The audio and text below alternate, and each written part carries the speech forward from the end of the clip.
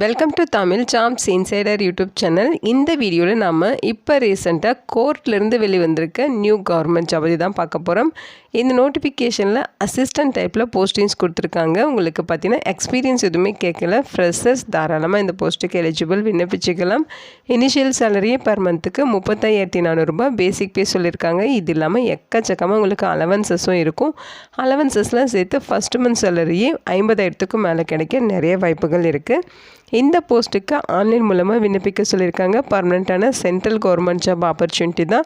விண்ணப்பிக்க பிப்ரவரி 23 வரைக்கும் உங்களுக்கு டைம் கொடுத்துருக்காங்க.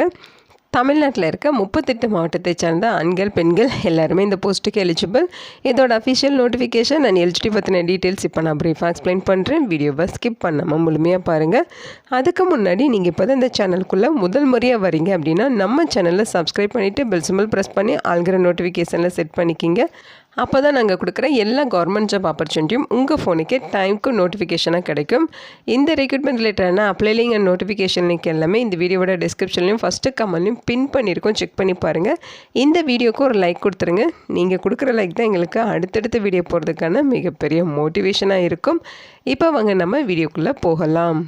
இதுதான் இந்த ஜாபுக்கான அஃபிஷியல் நோட்டிஃபிகேஷன். முக்கியமாக இந்த வீடியோ ஒரு இண்டிபெண்ட் ரிவ்யூ வீடியோ தான். எஜுகேஷன் பர்பஸ்க்காக தான் போஸ்ட் பண்ணுறோம். இந்த போஸ்ட்டுக்கு விண்ணப்பிக்கிறதும் விண்ணப்பிக்காததும் உங்களோட சொந்த விருப்பம் தான். ஓகேங்களா?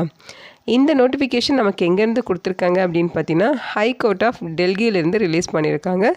எல்லாமே உங்களுக்கு பர்மனன்ட் ஜாப் ஆப்பர்ச்சுனிட்டி தான். போஸ்டிங்ஸை பொறுத்த வரைக்கும் ஜூனியர் ஜுடிக்கல் அசிஸ்டன்ட் ரீஸ்டோரர் கேட்டகரியில் உங்களுக்கு ரெக்ரூட்மெண்ட் கொடுத்துருக்காங்க.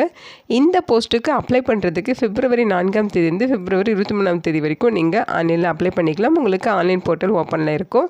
அதே மாதிரி ஃபீஸ் பெய்ட் பண்ணுறதுக்கும் பிப்ரவரி 23 வரைக்கும் டைம் கொடுத்துருக்காங்க.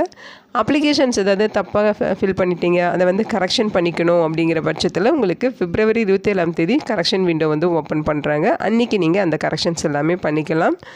இந்த போஸ்ட்டுக்கு பார்த்திங்கன்னா ஆன்லைன் மூலமாக விண்ணப்பிக்க சொல்லியிருக்காங்க.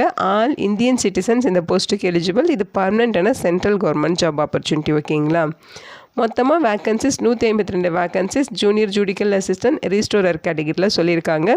இந்த போஸ்டிங்ஸ் பார்த்திங்கன்னா குரூப் பி கேட்டகரியில் வரும் அப்படின்னு சொல்லியிருக்காங்க. சேலரியை பொறுத்த வரைக்கும் லெவல் 6 உங்களுக்கு பெய்ட் பண்ணுறாங்க. அதாவது இனிஷியல் பேசிக் பேவே 35,400லேருந்து 1,12,400 வரைக்கும் மேக்ஸிமம் பேசிக் பே இருக்கும். இது இல்லாமல் எக்கச்சக்கமாக அலவன்சஸ் ப்ரொவைட் பண்ணுவாங்க. அலவன்சஸ்லாம் சேர்த்து ஃபஸ்ட்டு மந்த் சேலரி 50,000க்கும் மேலே உங்களுக்கு கிடைக்கும். ஓகேங்களா? இங்கே வேக்கன்சிஸ் கம்யூனிட்டி வரையாக பிரித்து கொடுத்துருக்காங்க. மொத்தமாக 152 வேக்கன்சிஸ். இதில் ஜென்ரல் கேட்டகரிக்கு 62 வேக்கன்சிஸும், இடபிள்யூஎஸ்க்கு 12, ஓபிசிக்கு பார்த்திங்கன்னா 44, எஸ்சிக்கு 20, எஸ்டிக்கு 14 வேக்கன்சிஸ் ஒதுக்கீடு பண்ணியிருக்காங்க. இதுலேயே பிடபிள்யூடி கேட்டகரிக்கும் வேக்கன்சிஸ் இருக்குது. 10 வேக்கன்சிஸ் பார்த்திங்கன்னா பிடபிள்யூடி கேட்டகரிக்கு கொடுத்துருக்காங்க. ஓகேங்களா? இந்த போஸ்ட்டுக்கான எஜுகேஷனல் குவாலிஃபிகேஷன்ஸ் பொறுத்த வரைக்கும் பார்த்தீங்கன்னா பிப்ரவரி 23, 2026 அந்த டேட்டுக்குள்ளே நீங்கள் ஏதாச்சும் ஒரு டிகிரி கம்ப்ளீட் பண்ணாலே எலிஜிபிள். அதாவது பேச்சுலர் டிகிரி கம்ப்ளீட் பண்ணாலே எலிஜிபிள் சொல்லியிருக்காங்க. ஆர்ட்ஸோ சயின்ஸோ BE BTech BCom BBA BCA அதே மாதிரி பிஜி இந்த மாதிரி நீங்கள் என்ன படிச்சிருந்தாலுமே மினிமம் பேச்சுலர் டிகிரி கம்ப்ளீட் பண்ணியிருந்தீங்கன்னா நீங்கள் எலிஜிபிள் அப்படிங்கிற மாதிரி சொல்லியிருக்காங்க. அதோட உங்களுக்கு டைப்பிங் ஸ்பீட் பார்த்திங்கன்னா 35 வேர்ட்ஸ் பர் மினிட் இருக்கணும். அதாவது 35 வேர்ட்ஸ் பர் மினிட் கம்ப்யூட்டரில் உங்களுக்கு டைப்பிங் ஸ்பீட் இங்கிலீஷில் இருக்கணும். ஓகேங்களா? ஸோ இதுதான் அவங்க குவாலிஃபிகேஷனாகவே கொடுத்துருக்காங்க. நீங்கள் ஆஃப்லைன் மூலமாக விண்ணப்பிக்கிறீங்கன்னா அந்த அப்ளிகேஷன் அக்செப்ட் பண்ணிக்க மாட்டோம் அப்படின்னு சொல்லியிருக்காங்க. இந்த ஜாப்க்கான எக்ஸாமினேஷன், அதாவது செலெக்ஷன் ப்ராசஸ்க்கான எக்ஸாமினேஷன் இன்டிமேஷன்ஸ் எல்லாமே இந்த வெப்சைட்டில் website பண்ணிடுவாங்க. அதாவது www.delhihighcourt.nic.in இந்த அஃபிஷியல் வெப்சைட்டில் நீங்கள் செக் பண்ணிக்கலாம். அதே மாதிரி இந்த வெப்சைட்டில் போய்ட்டு தான் நீங்கள் ஆன்லைன் மூலமாக விண்ணப்பிக்கிற மாதிரியும் இருக்கும். ஓகேங்களா? ஏஜ் லிமிட்டை பொறுத்த வரைக்கும் 18 32 வயது வரைக்கும் இருக்க மேல் அண்ட் ஃபீமேல் எலிஜிபிள். உங்களுக்கு டேட் ஆஃப் பர்த்தில் டவுட் வரும் அப்படிங்கிற பட்சத்தில் இங்கே டேட் ஆஃப் பர்த்துக்கான க்ளூமே இங்கே டேட் ஆஃப் பர்த்துமே மென்ஷன் பண்ணியிருக்காங்க. ஜனவரி 2, 1994 ஜனவரி 1, 2008 இந்த டேட்குள்ளே பிறந்தவங்க இந்த போஸ்ட்டுக்கு எலிஜிபிள். ஓகேங்களா? ஸோ இது இல்லாமல் உங்களுக்கு ஏஜில் ரிலாக்ஸேஷன்ஸுமே இருக்குது. எஸ்சி எஸ்டினா 5 இயர்ஸ் ஏஜில் ரிலாக்ஸேஷன் இருக்குது. அவங்க 37 வயது வரைக்கும் இருக்கவங்க விண்ணப்பிக்கலாம். ஓபிசியாக இருந்தால் 3 இயர்ஸ் ரிலாக்ஸேஷன் இருக்குது. அவங்க 35 வயது வரைக்கும் இருக்கவங்க விண்ணப்பிச்சுக்கலாம்.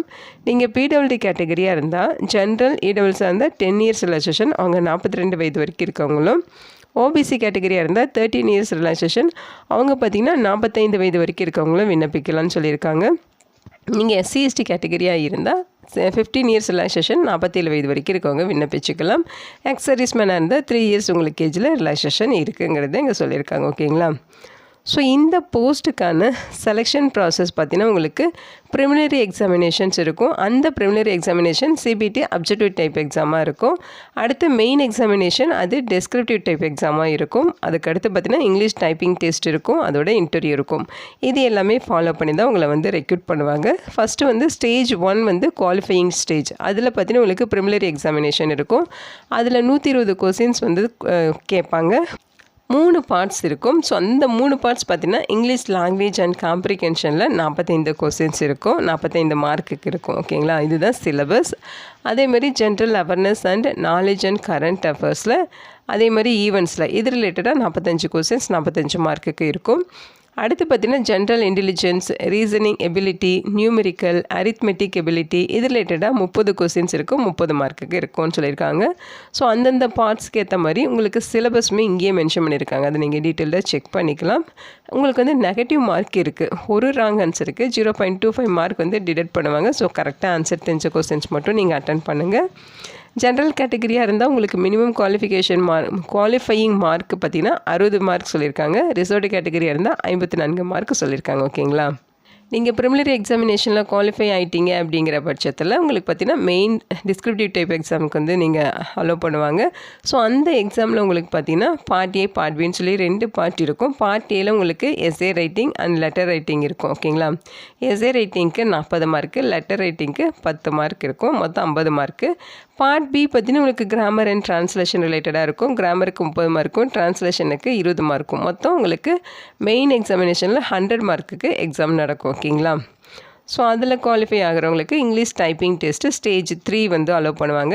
அந்த டைப்பிங் டெஸ்ட்டு 10 மினிட்ஸ் டெஸ்ட் இருக்கும். கம்ப்யூட்டரில் வந்து உங்களுக்கு வந்து டைப்பிங் பண்ண சொல்லுவாங்க. 10 மினிட்ஸ் நீங்கள் டைப்பிங் பண்ணிவிட்டு அந்த ஸ்பீட் வந்து கால்குலேட் பண்ணுவாங்க. 35 வேர்ட்ஸ் per minute வந்து இங்கிலீஷில் உங்களுக்கு டைப்பிங் ஸ்பீட் இருக்குன்னா நீங்கள் குவாலிஃபை. ஓகேங்களா? அதுக்கடுத்து உங்களுக்கு இன்டர்வியூ இருக்கும். இன்டர்வியூவில் வந்து 15 மார்க்குக்கு இன்டர்வியூ நடக்கும் அப்படிங்கிற மாதிரி சொல்லியிருக்காங்க. இந்த மார்க்கெல்லாம் பேஸ் பண்ணி தான் உங்களை வந்து ரெக்ரூட் பண்ணுவாங்க. ஓகேங்களா? எக்ஸாமினேஷன் ஃபீஸஸை பொறுத்த வரைக்கும் பார்த்திங்கன்னா எஸ்சி எஸ்டி பிடபிள்யூடி கேட்டகரிக்கு 1300 ரூபாய் ஃபீஸ் சொல்லியிருக்காங்க. இவங்களை தவிர்த்து மற்றவங்களுக்கு ஜென்ரல் கேட்டகரி, ஓபிசி, இடபிள்யூசி இவங்களுக்கெல்லாம் 1500 ரூபாய் ஃபீஸு. இந்த ஃபீஸையும் நீங்கள் ஆன்லைன் மோட்லேயே விண்ணப்பிக்கிறப்ப ஃபீஸுமே பெய்ட் பண்ணிக்கலாம். அதாவது யூபிஐ மெத்தடு அல்லது நெட் பேங்கிங் அல்லது கிரெடிட் அண்ட் டெபிட் கார்டு மூலமாக இந்த மாதிரி நீங்கள் வந்து ஆன்லைன்லேயே ஃபீஸும் பெய்ட் பண்ணிக்கலாம் அப்படின்னு சொல்லியிருக்காங்க. இங்கே ஹெல்ப் டெஸ்க் நம்பர்ஸ் எல்லாமே கொடுத்துருக்காங்க, டீட்டெயில்ஸ். ஓகேங்களா? அதாவது உங்களுக்கு எதாவது டவுட் இருக்குன்னா நீங்கள் கான்டாக்ட் பண்ணி பேமெண்ட் ரிலேட்டடாக அல்லது அப்ளை பண்ணுற ரிலேட்டடாக டவுட் இருக்குன்னா நீங்கள் இதை வந்து கான்டாக்ட் பண்ணி நீங்கள் டவுட்டை கிளாரிஃபை பண்ணிக்கலாம். உங்களுக்கு ஏதாவது கொயரி இருக்குது, கிளியர் பண்ணிக்கணும் அப்படின்னா இங்கே மொபைல் நம்பருமே கொடுத்துருக்காங்க. இந்த நம்பருக்கு கான்டாக்ட் பண்ணி உங்கள் டவுட்டை கிளாரிஃபை பண்ணிக்கலாம்னு சொல்லியிருக்காங்க. இங்கே இந்த போஸ்ட்டுக்கு நீங்கள் ஆன்லைனில் எப்படி அப்ளை பண்ணணுங்கிற இன்ஸ்ட்ரக்ஷன்ஸ் கொடுத்துருக்காங்க. ஓகேங்களா? நீங்கள் ஆன்லைனில் அப்ளை பண்ணுறப்போ ஃபஸ்ட்டு பார்த்தீங்கன்னா ரெஜிஸ்ட்ரேஷன் பண்ணணும். அந்த ரெஜிஸ்ட்ரேஷன் பண்ணுறப்போ உங்களோட மெயில் ஐடி, ஃபோன் நம்பர் கேட்கும். அது எல்லாமே வேலிடான டீட்டெயில்ஸாக நீங்கள் வந்து ஃபில் பண்ணணும். ஓகேங்களா? அடுத்து பார்த்திங்கன்னா உங்களுடைய ஃபோட்டோ, சிக்னேச்சர் இதெல்லாமே வந்து நீங்கள் வந்து அப்லோட் பண்ணுற மாதிரி இருக்கும். அது என்ன ஃபார்மேட்டில் இருக்கணும், அது என்ன சைஸில் இருக்கணும், இந்த மாதிரி எல்லாமே இங்கே மென்ஷன் பண்ணியிருக்காங்க. அதேமாதிரி லெஃப்ட் ஹேண்டு தம்ப் இம்ப்ரெஷனும் நீங்கள் வந்து அப்லோட் பண்ணுற மாதிரி இருக்கும். ஸோ அதையுமே பார்த்திங்கன்னா அந்த ஃபைல் சைஸு, ஃபார்மேட்டு, அந்த இன்ஸ்ட்ரக்ஷன் எல்லாமே கொடுத்துருக்காங்க. அது இல்லாமல் நீங்கள் என்னென்ன டாக்குமெண்ட்ஸ் அப்லோட் பண்ணுங்கிற லிஸ்ட் அவுட்டுமே இருக்கும். செக் பண்ணி பாருங்கள். இங்கே ஜென்ரல் இன்ஸ்ட்ரக்ஷன்ஸ் கொடுத்துருக்காங்க. இது பர்மனெண்ட்டான சென்ட்ரல் கவர்மெண்ட் ஜாப் ஆப்பர்ச்சுனிட்டி. அதனால் உங்களுக்கு ஆல் இந்தியன் சிட்டிசன்ஸ் இந்த போஸ்ட்டுக்கு எலிஜிபிள் சொல்லியிருக்காங்க. ஸோ எக்ஸாமினேஷன் பார்த்தீங்கன்னா உங்களுக்கு இங்கிலீஷ் லாங்குவேஜஸில் மட்டும்தான் இருக்கும் அப்படின்னு சொல்லியிருக்காங்க. ஓகேங்களா? ஸோ இங்கே கொடுத்துருக்க இன்ஸ்ட்ரக்ஷன்ஸ் எல்லாமே நீங்கள் ஒன் டைம் படித்து பார்த்துருங்க. இது பார்த்திங்கன்னா ஹைகோர்ட்லேருந்து இப்போ ரீசெண்டாக எழுந்திருக்க permanent job opportunity. 150 vacancies recruit பண்ண போகிறாங்க. அசிஸ்டன்ட் டைப்பில் தான் உங்களுக்கு போஸ்டிங்ஸுமே இருக்கும். ஓகேங்களா? இந்த வீடியோ உங்களுக்கு யூஸ்ஃபுல்லாக இருக்கும்னு நினைக்கிறேன். உங்கள் ஃப்ரெண்ட்ஸ் அண்ட் ரிலேட்டிவ் அப்படின்னு சொல்லி நிறைய பேருக்கு இந்த வீடியோவை ஷேர் பண்ணுங்கள். இந்த போஸ்ட்டுக்கு விண்ணப்பிக்க இன்ட்ரெஸ்ட் இருக்குங்க, விண்ணப்பிச்சுக்கோங்க. Thank you so much and bye.